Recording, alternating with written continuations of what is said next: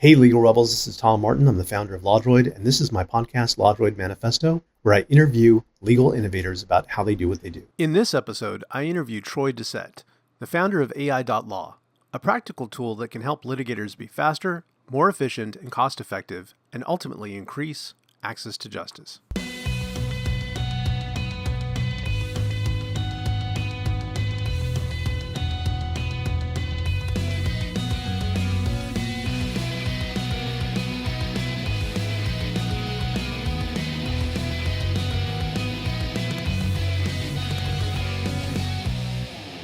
Hey there, welcome to the LawDroid Manifesto podcast. My name is Tom Martin. I'll be your host today, and I'm very excited today to have Troy Doucet of AI.Law on to talk about his startup and what he's up to.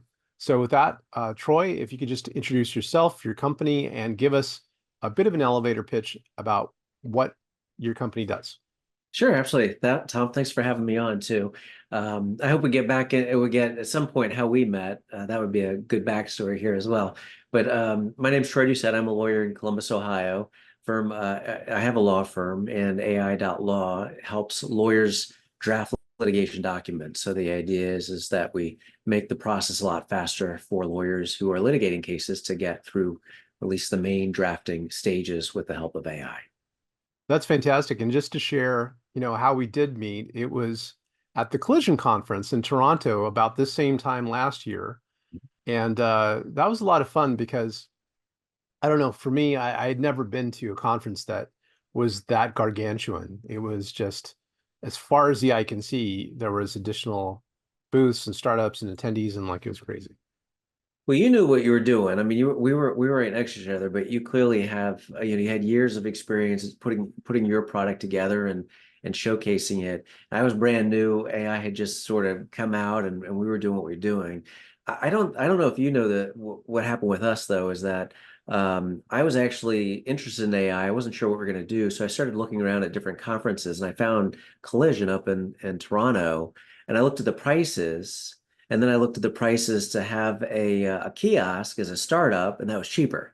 So I decided, well, might as well just take AI.Law up there and show it off and see what happens. But it was nice to meet there, and the rest is, history, I guess.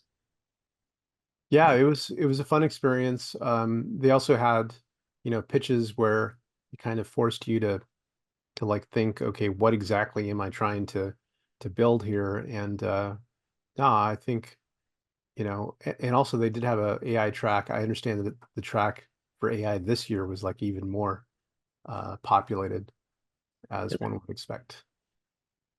It's the hot thing. I mean, any conference I've been to this year, everybody has AI somewhere on the backdrop of what they're doing. So it's definitely, everybody wants it, I guess. Well, let me ask you the natural question. How did you come up with this? Why AI? Why apply it to the law? I mean, you are a lawyer, but how did these two things come together? Yeah, a lot of my practice is consumer facing. So we do a lot of flat monthly fees. We don't do that much contingency, but efficiency is very important. And in 2020, I started learning a little bit more about AI, and I realized that there might be an opportunity to issue spot, to have our reception or intake folks take notes into a system that get processed through AI, give us potential causes of action through issue spotting to know whether or not it's something that then a lawyer should take a look at or not. So I hired a data scientist at that point in time. This technology wasn't that good built in, so we tried to create some of it to do issue spotting. But even with hundreds of thousands of cases, it just didn't work. So we put it on pause. But I did get the domain name at that point in time in 2020 before everything picked up. And then when GPT came out and we started doing a little bit more of it, testing the waters, and that did a pretty nice job at the very beginning of issue spotting. Now it does a great job of it.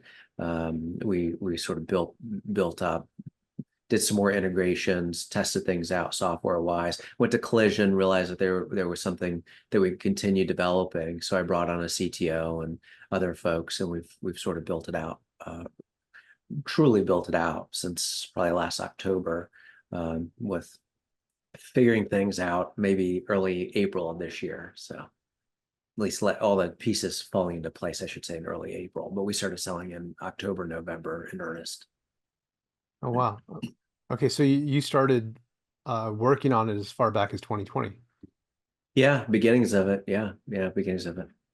Do you think that did COVID have anything to do with it? Because when I've talked to others, they've mentioned that, it really changed people's mindset and perception of the use of technology. Like there was so much of a kind of like a wave of interest in using, not, I wouldn't say AI in particular at the time, but just like going online and becoming virtual for those that hadn't yet.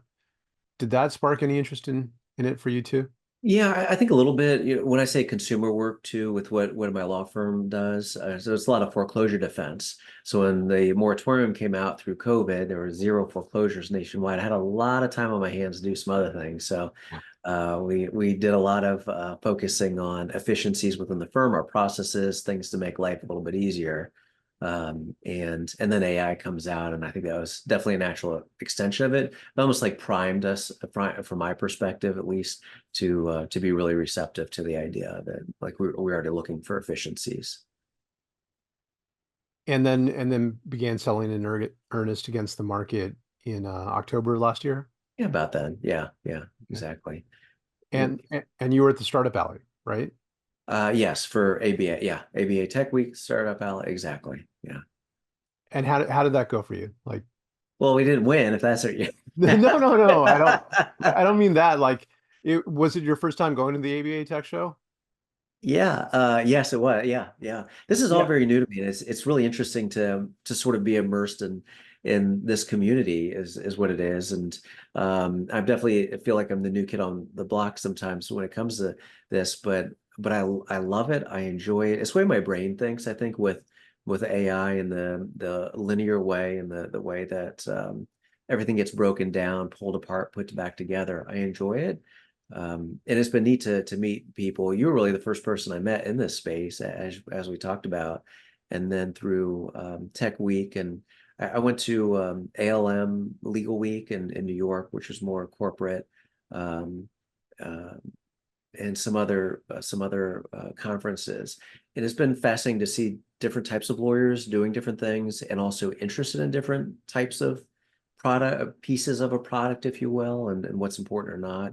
And it's just like a lot of things in life where there's a little bit of product, there's a little bit of politics, there's a little bit of confidence game that's played also within the whole system. So it's been very educational for me and to move forward. I like it. Well, Yeah. I'm really happy to have you as part of the community because I think that your approach to it is, it's very practical because, you come at it from the point of view of being a practicing lawyer. And that, especially right now with the burgeoning numbers of AI legal tech startups, that's become a rare thing.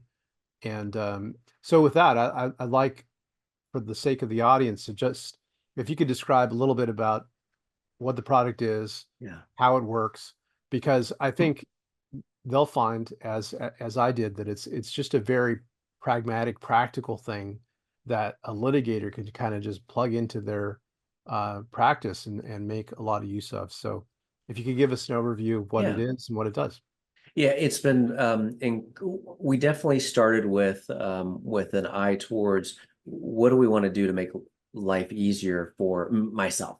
Okay, what do I not enjoy doing as a litigator? Like drafting discovery objections. You got 30 discovery requests, you got to do objections for it. Not really exciting. So what we sat down to do was to practically solve that first, second, and and to where AI can handle it all. So a lot of the development and what we've done on a product basis is less about research and competing with Lexis or Westlaw or the companies that dive into case law, but more about making the litigation process itself faster and more efficient. So we do complaint drafting from scratch.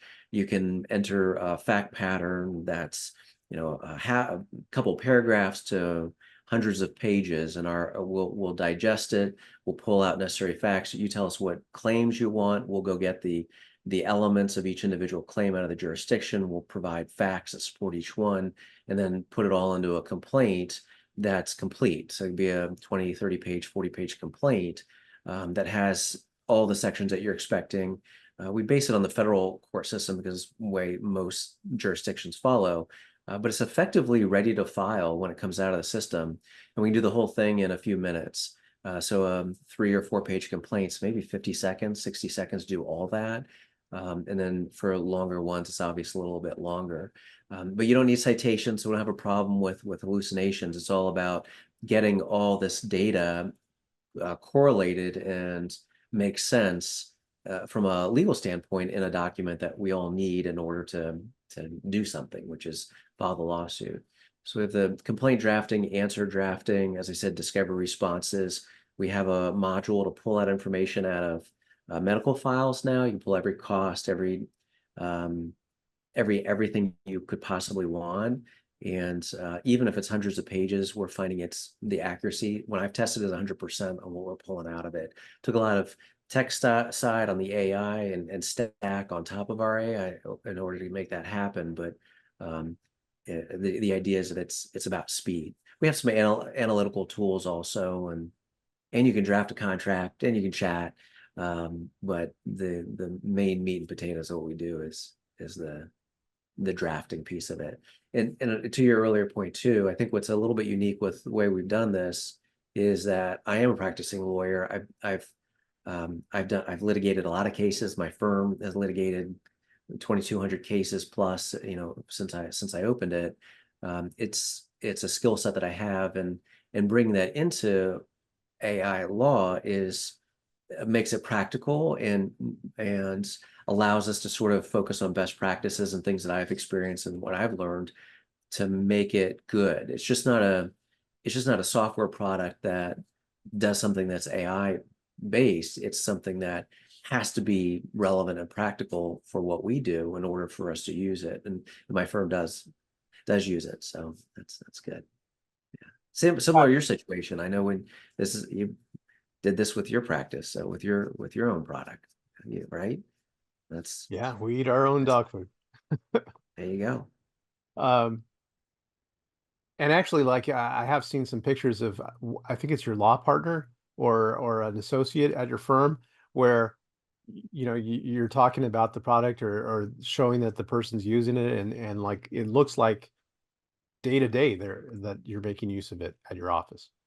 Yeah, we had a couple of lawyers. Yeah, we had a couple. My managing lawyer and a senior litigation lawyer who've been around the block for a few years. Yeah, we had that. They're using it, and they love it. I mean, that's they work for me, but they actually do use it as well. So, and it's fascinating to see in an environment like that how different people are using it. People that have a lot of experience, people that are brand new to experience, different age groups, and what they're pulling out of it, what they're testing and trying, and I think that really represents what we're seeing on a broader scale. Where when I talk to different lawyers, I'll show them, some lawyers I'll show the chat functionality, which is for all intents and purposes a fancy wrapper on GPT-4. But we have it there because people need a chat functionality that's built in. But we also have like prompts we have pre-prompted where you can ask it for certain things, and we've built out the back end on it. But they think that is the coolest thing since sliced bread. I'm like, well, wait a second, let me show you what we do, and then you have other lawyers where they're very familiar with AI, and they see one aspect, they want to get right to the most complex stuff that we do. So it's interesting from a firm standpoint, but also from a societal standpoint where lawyers are really. Well, one thing I want to share with you is that when we were at the ABA Tech Show, okay, and everybody's doing their pitches, you started pitching the product and you were showing it on the screen. And I think the example that you were showing, that you were sharing with us was about creating discovery responses. And somehow, you had fed into the system like a factual background about, your client and I think what would be taken down from notes that you'd put into the system and all that. and then you fed in the discovery that requests and asked it to generate responses. Now, when you did that, um, I prior to you going up there, I started talking to some of the people at my table, right? Introductions. What do you do? And the couple other guys I was talking to, they're PI lawyers in Florida. So, the kind of lawyers that are litigators that have every incentive to be efficient and all that good stuff. When you showed that, their jaws dropped on the floor. They're like, this is amazing. Like this is so cool, because it's not just cool, but you could plug it in directly to do your job more quickly and efficiently, which, especially for contingency lawyers, makes it a hell of a lot of sense. Yeah. Um, can you share a little bit more? Like you Yeah. gave an overview of Yeah. generally what it does, but like that example in particular, to break it down a little bit. Yeah, absolutely. And I appreciate that quite a bit. I mean, it's nice. And I appreciate that, the recognition of that also, like that it saves a lot of time, and that's what the goal is. So if that was the message we got across, like that's positive. But for the discovery responses in particular, it's definitely different than, I don't know of anybody else out there doing this, where you're able to upload a complete discovery request document from opposing counsel. It can be separate, your request for admission separate than your PODs, or it can be a combined document, doesn't matter. And you can have 50 different requests that are all in the document. And now you've got to, reformat it and add your general objections. Then after each individual request, you've got to do your objections to preserve those. Then you have to do your individual, and then the responses that are relevant to the client's information. We do all that completely through AI. So you literally upload the entire document. You upload whatever you want from a client's response standpoint. We actually prefer it, recommend it be a narrative, be overall bullet points. It's not like you have to go through 1, 2, 3, 4, 5 and answer every one, because a lot of times they're repetitive, right? If you're answering one interrogatory, it goes to 4 different requests for admissions, maybe a production of document. So you only need to provide that once in one regularly all written document, by plain vanilla English language. You upload that, you upload your requests, and then our system will do everything. So it'll pull out each individual request. It'll create general objections to the whole document in the beginning. It'll format the whole thing for you, including bringing over the parties, adding in your certificate of service. It'll add every single discovery request back into the response, and then you will get a robust objection that's multi-paragraph, like brutal AM100 kind of, like I wouldn't want to get it kind of thing. And I tell people they're going to be more likely to want to remove objections if they're not used to doing that than they are to like think of one extra, because it's brutal. And then you get the substantive response, and the response is directly correlated to the question, pulled from the facts that are relevant for that particular response. So, with one identify lay witnesses, you might have a paragraph or a response that's 3, 4 paragraphs long, and for every single one. So if it's 50 requests long, that would take hours and hours and hours and hours of time. And like I said, we can do something that long, probably about 5 minutes, 6 minutes. Once it's done, and you don't have to check boxes. So it's not like you copy paste, you check box, I want this, objection, that objection. It does all of it for you with AI. And then after it's done, before it gets outputted in a Word document, we have a AI editor that you can use directly within our system. So you can type into any section, change anything you want, or tell AI to rework any particular one of the responses any way you want it. And at the end, you just click a button, you download it as a Word document, and you serve it. Really fast, easy. Yeah. Yeah. It's it's it's crazy. This is why I love AI. I mean, you just and I don't know if you have this on the agenda to talk about it or not, but I tend to think that AI right now, at least the bigger ones, our underlying, we're public about it, our underlying AI system is GPT-4. We do use some other functionalities and other aspects of LLMs, but our main underlying piece is GPT-4, and it is good. we talk about like generalization. You go in with a bad prompt, you're going to get a bad answer, right? You go with a general prompt to GPT, you're going to get a general response. But if you can hone it in and if you can prompt it, it is really, really good. I mean, it is to where right now, I think it could probably do 95%, 95% of everything that I do as a lawyer. I think it can replicate like the top 1%, but I almost think the lag associated with it is more about the stack, the technology stack that we add to it, and how that hasn't caught up to the underlying sophistication of the model itself. And especially if we're able to narrow things in and ask it things, save for maybe doing math. And I know it has a hallucination related issue. We don't do too many. Um, we don't do citations right now. We avoid it because of that particular issue. But it's pretty good. I mean, it's really good. I Yeah. totally agree with you that like the bounds of where things can go right now have not been met. And Yeah. also, just looking back on my career, one of my first litigation uh, jobs was working for a toxic tort personal injury lawyer in Southern California. All right.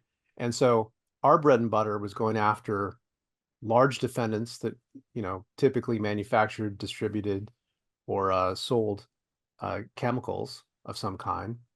And people were exposed to them. They came down with some kind of disease. Um, so we would be suing, my boss would be suing a dozen or more large manufacturers. And then, like as a green lawyer, was going in there having to depose, multiple different defendants, and then them going after me like 12 on one. Um, my point being though is like the discovery that was done. He had four paralegals. The four paralegals were working night and day because we would get buried with discovery responses from all those defendants. And those defendants were coming from white shoe law firms. And that was their, MO, is you just bury us in paper. And so those paralegals were working night and day. And there were multiple documents where they would be copying and pasting over general objections, specific objections, and that's how they templated it. And then going through all the grueling details and facts of each individual case to like answer it appropriately. And then of course you go over it with a fine-tooth comb to make sure that the scope of how you're disclosing and answering it is just giving enough but not too much, right? Right. Uh, Right. the idea that you could do 90% of that with your tool, um, Mm. and maybe like take a step back to like it being that polish that goes on it is amazing. Like it's really a huge achievement that you've accomplished with what you put together. I, I mean, I appreciate that. I think it is a great equalizer. I mean, then we get into access to justice and cost of services, and the ability for a firm to do more work with less effort and and ultimately make more money. I know lawyers are real concerned that AI is going to come take jobs, but there's just so much business out there. There's so much things that we could be doing as lawyers. But a lot of times we can't. It doesn't make financial sense for us to take it on because the numbers don't work. Whether you're very large and you want massive damages, or you're smaller consumer lawyer who's taken on cases, and to have AI to be able to do that means doing a lot more, and also more people get access to justice. Um, it's fascinating to me, and it'll be interesting to see how it turns out. You mentioned white shoe law firms. What are they going to do? I mean, I know they're when I see stuff really, AI crapped on online, and I look at law firm, I'm like, okay, I can appreciate that this is not in your interest to have massive amounts of efficiency injected all of a sudden into your business model, which is based on maxing out billable hours. There's certainly clients, I think, will be the ones to push it first, naturally, like insurance defense companies and whatnot that have a lot of these things and don't need to be spending all this money. But there'll be a shift at some point within the big firms because they're going to have to come to terms with this stuff. It's just so efficient. Forget the novelty of it. I mean, even if AI.Law crashes and burns tomorrow, I am never drafting another objection to a discovery response ever in my life, ever again. Forget it. It's just so great. And I think one of your other folks on your show made a comment like nobody has gone in and tried AI and walked away and be like, oh, this is terrible. I'm never going to use this again. Like it's just great. You figure out how to use it, and there's challenges with that and a learning curve, but um, it is totally an industry changer, fundamental industry changer. You can't get around it. It's just so easy. It's great. Who wouldn't Yeah. want to use it? Well, I think lately there's been a bit of a myopic focus on hallucinations, and that begs the question of it being like a very deep legal research use case, and that if it's not perfect, then you bet the farm and the farm's going to burn down. Like that is but one like very, very narrow, extremely narrow application of it. And I think a lot of people are missing the forest for the trees, because what you're talking about and some of the things we're doing with LawDroid is more workflow oriented, right? And so when you deal with that and you deal with administrative stuff and all of that together, that's a lot. That's a lot of value. Um, Yeah. so And yeah, and you can also read it before you file it and validate your citations before you go to court and say, here's what they are. Um, yeah, I think that that's a red herring. And obviously it's an issue because we talk about it and it has happened multiple times. And I know judges complain about it that have experienced it, but um, I recommend people read our pleadings before you file them. If look, a 5-year associate comes to me with a lawsuit, I'm going to read it before I file it. I'm gonna have some sense. Okay, this case seems wrong, or I've been doing this for a little bit of time. The citation of the statute doesn't seem to make sense. Let me go look at it. I'll tell you, my firm. I think we filed the first completely AI drafted lawsuit in federal court a couple months ago. And I'm pretty sure it's one of the first, if not the first. And to give you some context, it was a consumer related issue, 3 counts, one federal law, one state statutory, one breach of contract, and I'm smiling because I know the plaintiff. They're sort of related to me, but um, we took all the back ends and the letters back and forth, and there was pre-litigation letter writing, and we gave AI a narrative. We put all that stuff into one document. It took us about 25 minutes to put all that together, organize it. One thing, uploaded that to AI.Law. I picked the claims, the counts, and it took about 4 minutes, 4 minutes to draft the whole thing. They spent about 10 minutes reviewing it, as I said, before you file. I'd say it was probably about 96, 97% there. There's some minor changes that I needed to make on it, and we filed it. So within an hour, it was start to finish. Yeah. so let me ask you about that. And I know you know the numbers might be somewhat biased because you're telling it, but at the Yeah. same time, Yeah. like from your prior experience, like pre AI, vis-a-vis 1 hour, like how long would that typically take? Yeah, so we're talking 3 counts. The document was 9 pages long, with all the allegations and everything. Um, it would have taken me probably 6 hours to do that. And there are things that I deal with at that quality.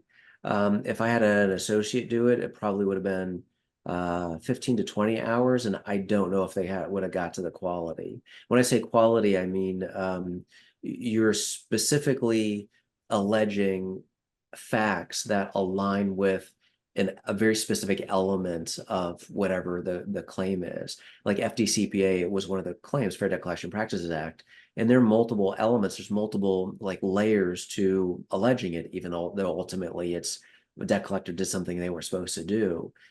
And to have it pled in the way that it was, in the layering of facts that it was layered, makes it a really good complaint, in my opinion, that would have taken a lot of time. Um, and they still would have had to do all the compilation of the material ahead of time too. So uh, yeah, 45 minutes all in versus 8 to 20 hours. It's a complaint. I mean, it's Let me ask you well, this to get into the weeds a little bit on yeah, that. please. I hope you don't mind me asking, but the like the awareness of all of the elements and things like that. Are you basically like sharing like jury instructions with the AI so that it understands like how it breaks down? Like in California, we use Cassie, which is California, you know, I even forgot what it meant, but California jury instructions that it breaks down each element and what you need to prove and give some guidance to a jury and like on how to prove that. That would be something that would make sense to me to feed to it to let it know that. Like, how would you, how have you dealt with that? Yeah, that goes back to my my earlier statement that AI is very, very, very good right now. And we prompt it, we template, I use examples. We have a layer of information that we give it ahead of time when it goes out and searches, but it's pulling the elements itself. It's going we specify the jurisdiction, we specify what we're looking for, and it goes and gets it. And that's why I say it's in the 90% because there might be some kind of some unique quirk or unusual way that a element is applied in a particular jurisdiction that's different than others that you might want to look at closer. But when we trained it, I trained it on RICO. And the Racketeering Influence Corrupt Organizations Act, it's complex. There's a lot of different, not only elements to the claim, but then you have to look at different statutory sections. So that's how we trained it. And when it brought in what I was looking for from an element standpoint from that, I knew uh, we were on the right track. It was going to be okay, basically. It was capable of doing it, and it was able to actually do what we were looking to do in order to get the elements in. Those are amazing numbers. So going from like 6 hours with an experienced litigator drafting the complaint to 1 hour, and also from like if an associate was assigned it, less experience, probably 10 plus hours for them to do it. So just like order of magnitude uh, advance and what that allows you to do, obviously, is you can take on more cases Right, potentially, right, right? right. And then have more cash flow. And if we take the example of like a personal injury firm, you know that the income is like spikes and then goes out and spikes and goes out. Like if you can smooth that out to some extent by having the ability to take on more cases. So let me ask you, related to the type of attorney, like the market for this, Yeah. um, what lawyers are you going after? Is it like the AmLaw 100, white shoe firms? Are you going after PI lawyers on the lower end? Is it solos and smalls and mediums in between that might be doing transactional? Like, who do you have in Yeah. mind? Yeah, it's whoever wants to buy it is welcome to buy it, I guess, is my first answer to that. But Good answer. yeah, um there's something I was gonna say too that tied into that you just mentioned.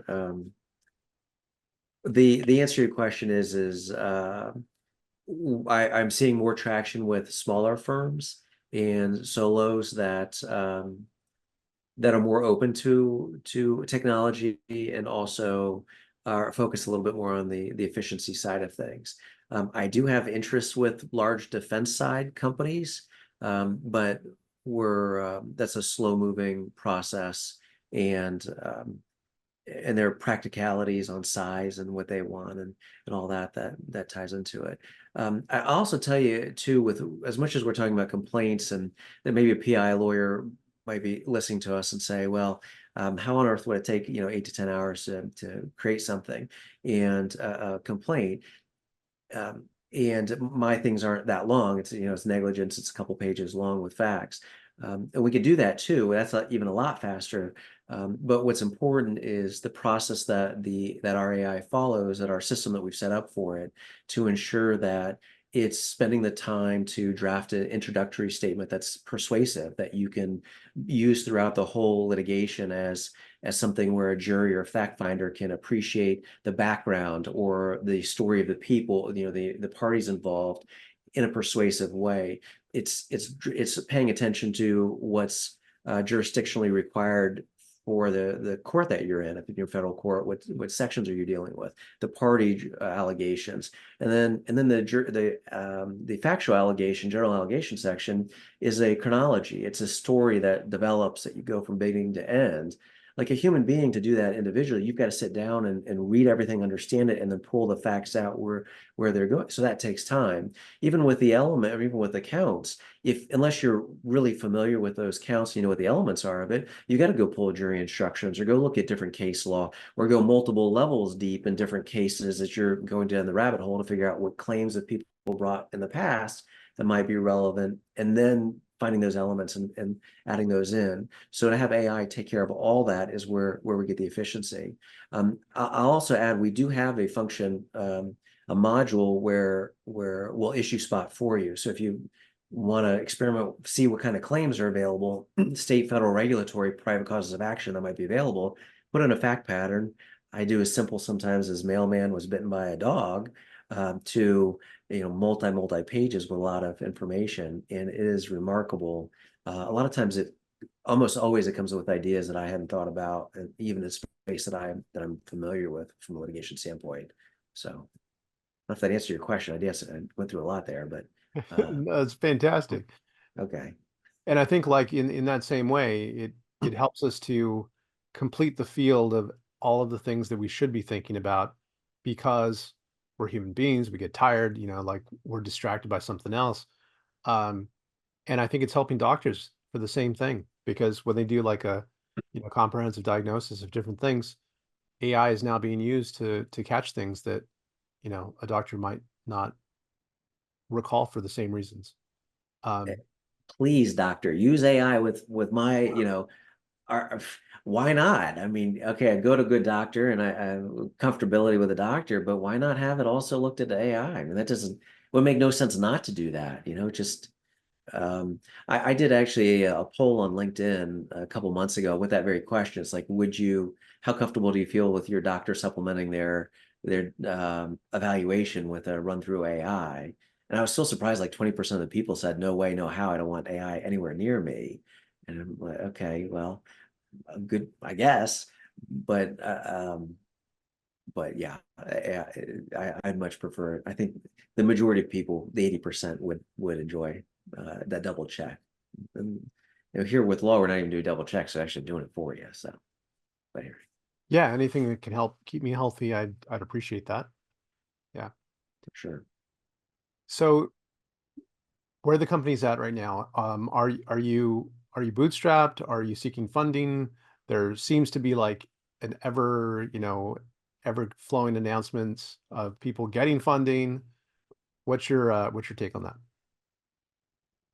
Um, uh, where I'm bootstrapping right now, it's coming out of my pocket, and we've talked to a few different VCs about funding. Um, We're beginning to get a lot of traction with our growth rate at this point. Month over month, we're above, I think, what most VCs would want to see.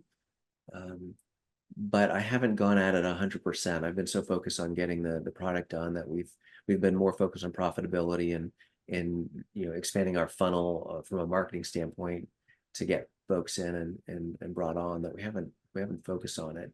Realistically, we're in low six figures, and I'd rather be in seven figures for a raise.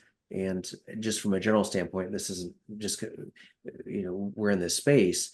It's the next step up, I would say, is a bigger step, right? It's a seven-figure raise versus me continue to bootstrap on where I can. So there's like this no man's land that I think, where I feel like we're in a little bit, but I think we'll get past soon enough, with some time and more sales, I suppose. Yeah, That's the main. my personal input, not that you're Please, yeah. asking for it, is just is there a need to raise, right? Like being an owner, uh being a lawyer, having the ability to bootstrap it. Whenever I've had a chance to talk to VCs, they essentially want this ridiculous multiple growth that is a sure thing, that they're gonna, um, like, what's the point of needing VC at that stage? Uh, I mean, you're just enriching them, it seems to me. And if we have the ability, based upon our experience and our resources, to bootstrap ourselves. I mean, Describe is another great example of a company that's bootstrapping and doing a wonderful job executing, against their plan. So, if it's necessary, I guess, or if the idea is to expand really fast because there's others in the field, that might be a good reason too. But it comes with a price. Yeah. There's a loss of control. There's a loss of, or there's also like a, expediency to reach certain numbers at certain stages and all that. But anyways, it seems like it could get more complicated, and it sounds like you have a really great thing, especially if you're, low six figures and you're continuing to grow on that, you know, uh, trajectory. That's pretty good. Just I my two appreciate cents. it. Yeah, it's like I said, I'm not running out for it, but it's just it's an interesting concept. I mean, why not speed it up with the right partner if it makes sense? But I agree with you. Then why give up the equity also and I just hold on to it? It's interesting. I don't know. Well, I'm let me very zen about life, so maybe I'll just take zen, moving forward. And if the right partner comes around that meshes with our personalities and the team that we have, which is a great team, then maybe something will come of it. And if not, then I guess I'll just keep more of the money at the end myself, I suppose. I don't know. Or we will, I guess, because we have multiple folks involved with developing it with equity. So we'll see. Yeah, I think that's a good approach because Kismet does play a huge part. You know, it played a part in us getting to know each other. So you never know what's going to happen. Um, well, let me ask you about a challenge. I had, Yeah. Yeah. before we started, mentioned that I might ask you about that. Like, what's a big challenge that you've encountered on this journey, and how did you deal with it?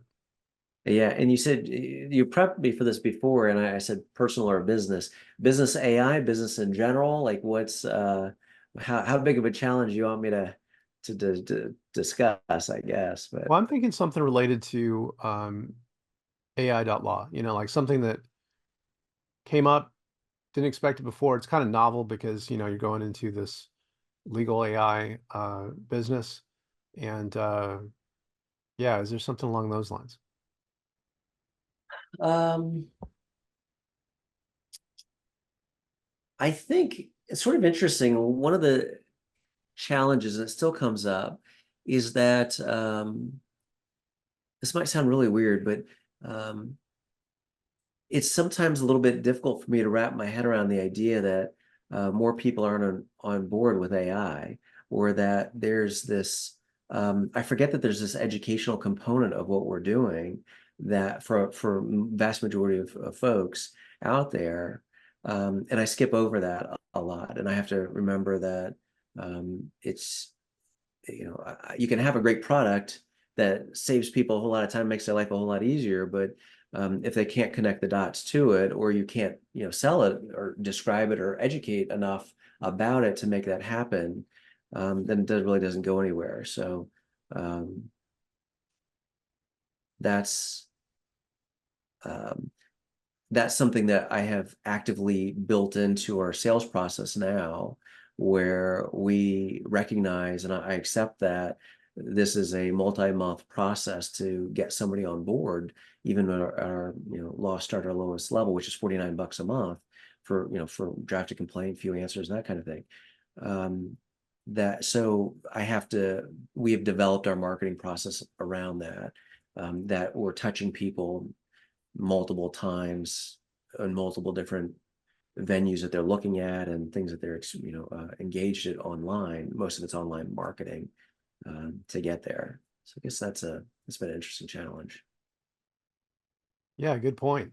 I mean, in a sense, we're lucky that, I mean, both the technology that we're building on top of has done a lot of great um, work to educate people. I mean, just ChatGPT itself, the fact that it opened itself up for people to use and set the world on fire in terms of like interest and enthusiasm for it. I agree, though, that within the legal sphere, we're in a bit of a downturn right now. It's like, heading towards the trough of disillusionment if we're not there already. Um, but I think what's gonna win the day is just the pure value that is available, and the more and more people discover and use that, it's just going to be unavoidable that it's going to become Yeah. part of the day to day.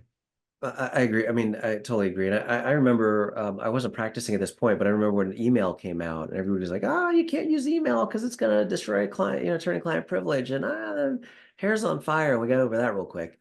I also remember when I first came out, law was a second career for me. That's why I was asking about how big of a challenge you want me to discuss. But, when I first came out of practice, nobody was doing Google pay-per-click ads.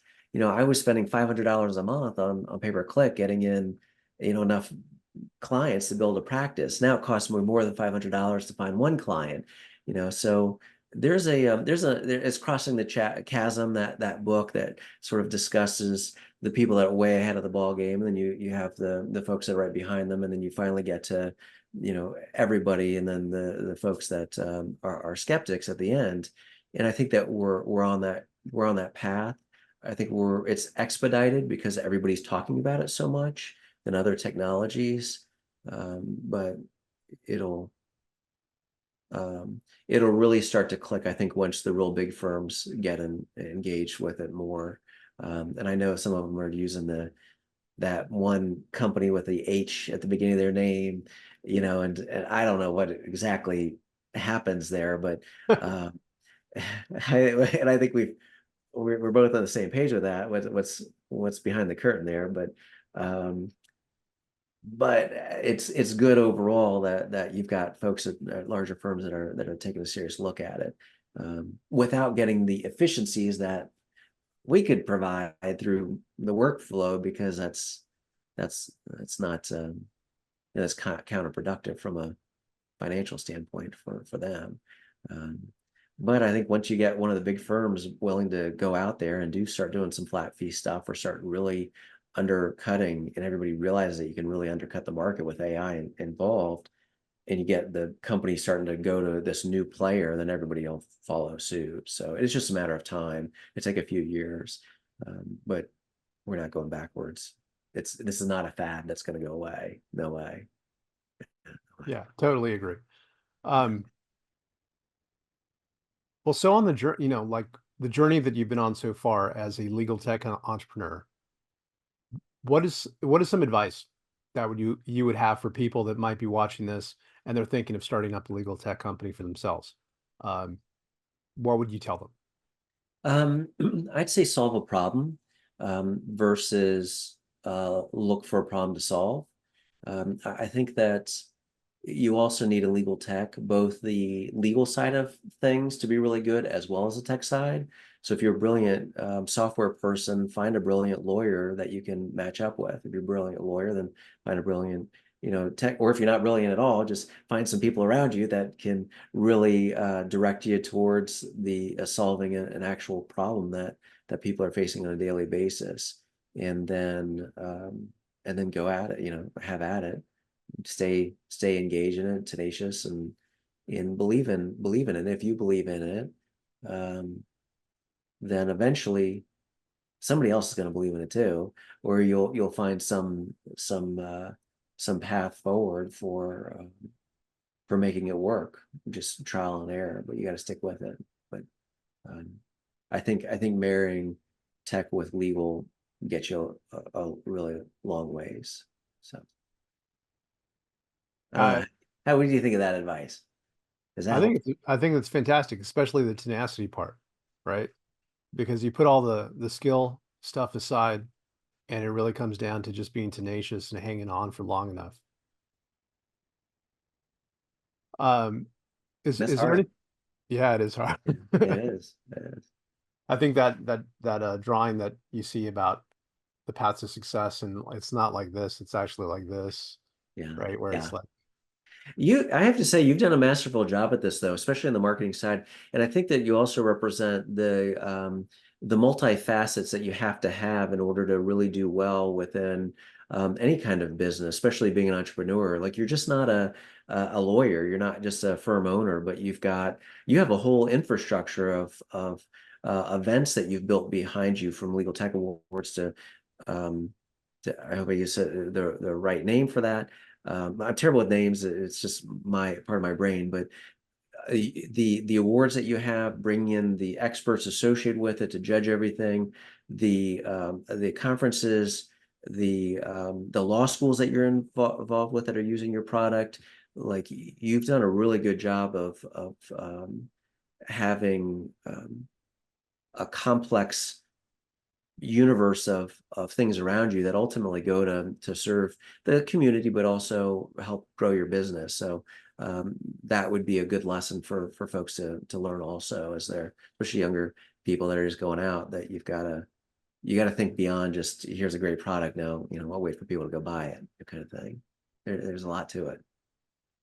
Well, I So. appreciate that, Troy. Maybe it's just a result of ADHD. I don't know. I'll see your ADHD and raise you autism. So there you There you go. go. Uh, This is my special interest. Is the law, AI? It's like I mean, my brain exactly thinks like AI, and I am autistic, and having it my special interest and really dedicated to it is definitely helpful. But I can appreciate ADHD too, because you're, bing, bing, bing, and you got a lot of great ideas. They're all coming to life though, and here you are. So good for you. well, anything that brings people together Yeah. is worthwhile. Amen. Is there anything else you'd like to add that we didn't talk about? No, I feel like that's everything. Yeah, I appreciate this opportunity. Appreciate the opportunity to chat with you about this. I think it's a phenomenal thing happening in the legal world, and I'm glad more people are starting to pay attention to it, and I hope it continues to do well. And if you're interested in litigation, AI related products, anybody listening, I'm happy to point you to AI.Law and check it out, or contact me. I know you're gonna ask me to tell my contact information anyway, but You, you yeah, got feel ahead of me free. there. I But know. yeah, how can the audience keep in touch with you and learn more about AI.law? Yeah, AI.Law is the website. And my email is troy@ai.law. Feel free to shoot me an email, and if I can help anyway, I'm happy to do that. So Well, thank you so much for being on the show, Troy. thanks, Tom. Thanks for having me. Seriously. And thanks to all of you for watching LawDroid Manifesto. See you next time. Thank you so much for watching the latest episode of the LawDroid Manifesto podcast. To keep in the loop about upcoming episodes, please subscribe to LawDroid Manifesto and you'll get notified. Thanks for watching. See you next time.